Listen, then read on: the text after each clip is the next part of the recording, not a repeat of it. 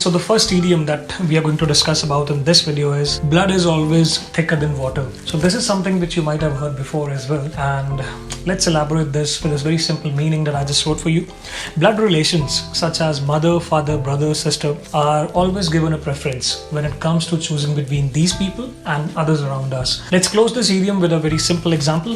When it comes to sharing some very personal problems, we usually choose people who are very close to us, such as our family members, but we usually tend not to share them with people who are our work colleagues or even our friends. This is because blood is always thicker than water. The second idiom in this list is, as you sow, so shall you reap. There's a very simple meaning for this. We shall get the results or an outcome according to what we do, not according to what we wish. Let's make it more clear with the use of this simple example. If we are always eating unhealthy food and never exercising, a day will come when our mind and our body will no longer be able to function properly. This is inevitable because as we sow, so shall we reap. I think this example makes this idiom very clear.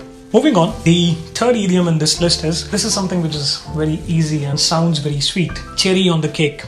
So what's the meaning of this? An additional benefit to something which is already considered to be very beneficial. In simple words, you can call it a bonus. Example for that, getting a good team of co-workers on a highly paid job is nothing less than cherry on a cake. And this is very true if you're working in an environment and you are getting paid a lot of money for doing the job. And the people who are working with you, the people who are helping you, they are good people, then it's always a cherry on the cake. Alright, the fourth one in this list, and one of my favorite ones, is castle in the air. Plan or a vision which is highly unlikely to be realized if necessary steps are not initiated. A lot of people go into the habit of daydreaming. They are always thinking that, I'll be doing this, I'll be doing that, I'll be going over there. So I'll give you a very simple example for this. Thinking of donating a lot of money in charity when a person is himself or herself in debt is like building castles in the air. In order for you to give money to somebody, you should have some money in your pocket. This is what this example is telling us. By leaps and bounds is the next idiom in this list, and the meaning that it has is, this is used to express that someone or something has grown very quickly. Now this growing, we are not talking in terms of physical growing like growing tall or growing